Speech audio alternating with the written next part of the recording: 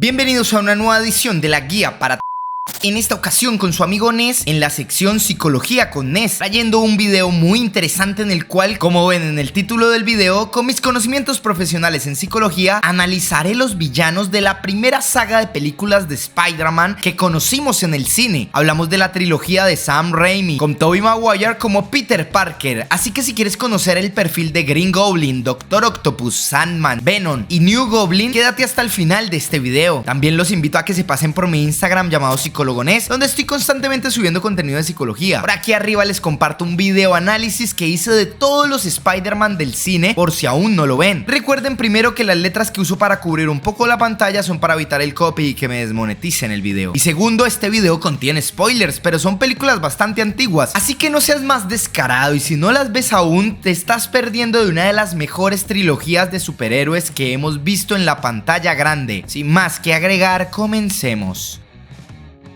Green Goblin.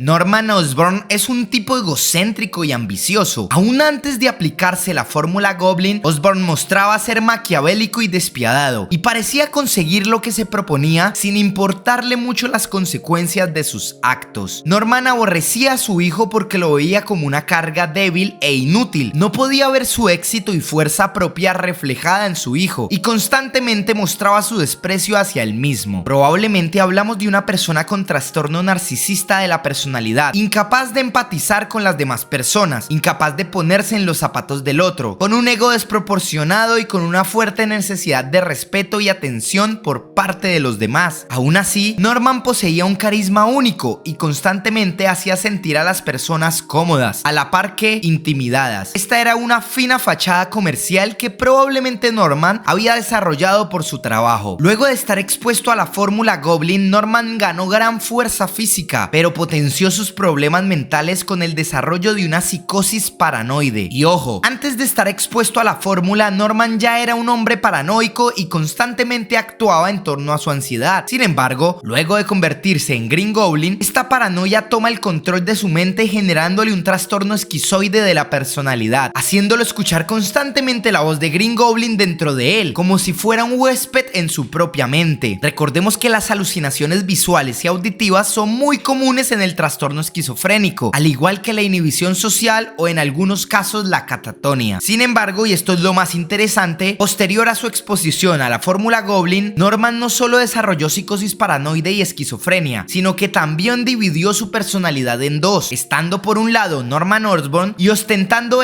la inocencia, la moral y la humanidad que le quedaba al personaje, y por el otro lado Green Goblin, quien era la maldad y el instinto antisocial de Norman, combinado con la teatralidad del gran ego que ya tenía este personaje antes. Así que es correcto pensar que Norman desarrolló un trastorno disociativo de la personalidad, por el cual habitan dos personalidades distintas dentro de su mente, y siendo normal de este trastorno la presencia de amnesia cuando la persona cambia en su mente de dominio de una personalidad a otra, haciendo que Norman, por ejemplo, no recordara con claridad lo que había hecho mientras era Green Goblin.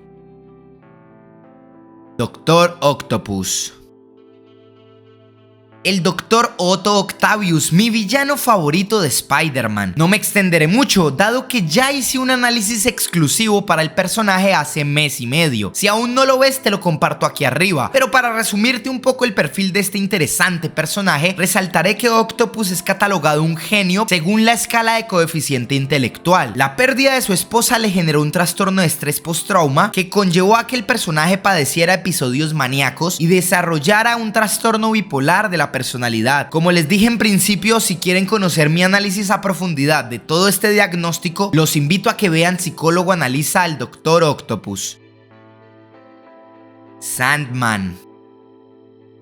Flint Marko, originalmente llamado William Baker, es el villano de Spider-Man llamado Sandman, y es literalmente más un villano accidental que un antisocial despiadado. Expresado en sus propias palabras, William nos dice: no soy una mala persona, solo tengo mala suerte. Y es que a lo largo de toda su vida, William ha sido una víctima de un contexto desfavorecedor y cruel. William creció en un contexto de mucha pobreza, y es por ello que desde muy pequeño aprendió a robar para sobrevivir. También sufrió maltrato físico físico por parte de sus compañeros y amigos, y tuvo que aprender a pelear para poder defenderse y no sufrir más. Lo que conocemos en la cinta de William es que era un ladrón oportunista bastante inexperto y ansioso para su labor, quien por error termina asesinando al tío Ben. William es apresado y posterior a su fuga unos años después, nos dimos cuenta que su motivación en la vida para robar y conseguir dinero no era su propia satisfacción, sino era para poder ayudar a su pequeña hija con grandes problemas físicos, la cual podemos suponer no contaba con el mejor tratamiento para sus problemas dadas sus limitaciones económicas. Sandman es un personaje que actúa como antisocial, pero no cuenta con el trastorno como tal, dado que claramente vemos que él mismo renuncia a su tesoro más grande y preciado como lo sería su hija, con tal de no seguir comportándose como el monstruo que él no eligió ser. Por último, resaltamos a William como un tipo retraído y bastante inhibido a nivel social, y parece que al igual que en su adolescencia, Sandman solo ataca cuando se siente presionado o agredido, es decir que por lo general siempre actúa en defensa propia.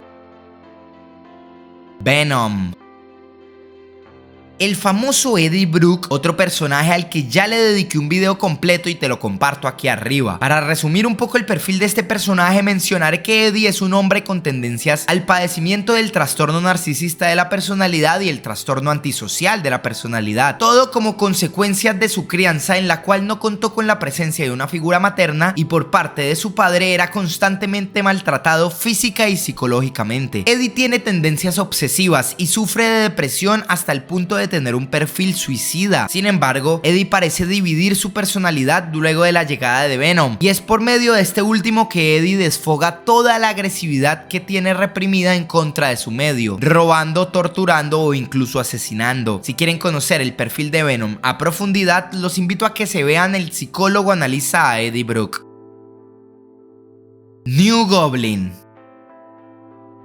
Green Goblin Jr., o también llamado New Goblin, es el mejor amigo de Peter Parker en la saga. Hablamos de Harry Osborn, hijo del difunto Norman Osborn. Es muy interesante cómo en estas películas, a nivel de personalidad, Harry es la antítesis de Peter, su amigo, dado que mientras Peter aparentemente es un tipo inseguro, tímido, limitado y débil, pero en realidad es bastante asertivo, cuenta con más de una relación dentro de las cintas y consigue la mayoría de cosas que se propone, Harry es aparentemente un tipo seguro, tranquilo, carismático y empático, pero en realidad Harry es lo que parecía ser Peter a nivel de fachada, siendo a profundidad un tipo inseguro, teniendo una autoestima muy baja y estando siempre celoso a la sombra de su humilde pero genio amigo. Dicha inseguridad y falta de autoestima de Harry pueden ser consecuencia del desprecio que su padre sentía por él y que en ningún momento quiso disimular. Harry aprendió que él no era brillante, ni tampoco talentoso en nada en específico, y que su única virtud era ser rico, pero su padre le aclaraba que esto no era gracias a él, entonces tampoco era un mérito del cual este podía sentirse orgulloso. Incluso vemos como en términos de relaciones afectivas, si Peter parece ser desdichado en el amor en algunas ocasiones, Harry es un fracaso completo, siendo constantemente rechazado por las personas que ama y sintiéndose constantemente traicionado por sus personas más queridas, como cuando se entera que Peter es Spider-Man. Aunque no se muestra en la cinta, esta posición desgraciada de Harry lo lleva en los cómics a volverse un drogadicto, dado que tiene, como expliqué, una personalidad bastante propensa a padecer este tipo de adicción. Harry es inestable, y algo bastante interesante del personaje es que, aunque parece que no le falta nada a nivel monetario, envidia constantemente la sencillez de Peter y el afecto que este recibe por parte de su tía May o Mary Jane. También parece estar celoso de que aunque este cuenta con mayor estabilidad en todo sentido que Peter parece ser una persona más feliz, y esto es algo que Harry parece no comprender con claridad, dado que aparentemente su sentido en la vida parece ser el mismo que tuvo su padre, buscando constantemente la gloria, el reconocimiento y por supuesto el poder, por lo cual podemos suponer que Harry en la saga de Raimi comenzaba a desarrollar un trastorno narcisista al igual que su padre. Hablando de la relación con este último, parece que Harry experimenta un trastorno de estrés postrauma luego de la muerte de Norman, y aquí aclaro que la gran dependencia y amor que Harry sentía por Norman no era por filantropía o por un afecto sano, era un afecto afecto dependiente, en el que al sentirse un inútil sentía que necesitaba a su padre cerca para poder ser alguien en la vida o poder triunfar. Pero lo más interesante de este caso es cómo Harry hace una completa negación de la relación que este tenía con su padre y comienza a vivir en una fantasía en la que su padre estaba orgulloso de él y lo amaba, y por esta razón decide exponerse a la fórmula y convertirse en New Goblin. Es decir que al igual que su padre, Harry padece de fuertes alucinaciones auditivas y visuales que pueden ser síntomas del desarrollo de un trastorno esquizoide en la mente de Harry. Al igual que le ocurrió a su padre, pero menos teatral, Harry es corrompido por la fórmula y parece volverse un despiadado antisocial. Aún así, no creo que padezca el trastorno, dado que luego de sus experiencias cercanas a la muerte en 2 ocasiones luchando con Peter, Harry se da cuenta de sus errores y decide tratar de salvar a Mary Jane junto con el Hombre Araña. Y es en este punto de madurez donde Harry acepta quién era su padre en realidad y qué tipo de relación tenía con él, y deja de buscar su constante aprobación en su mente. En términos psicoanalíticos, Harry era su propio verdugo, al nunca estar a la altura que su padre le exigía, y este estaba buscando honrar la memoria de su padre, pero esto en realidad era una fachada para poder demostrarse a sí mismo que valía en la vida y vencer su baja autoestima. Es decir, que el que más despreciaba a Harry no era Norman, sino el mismo Harry.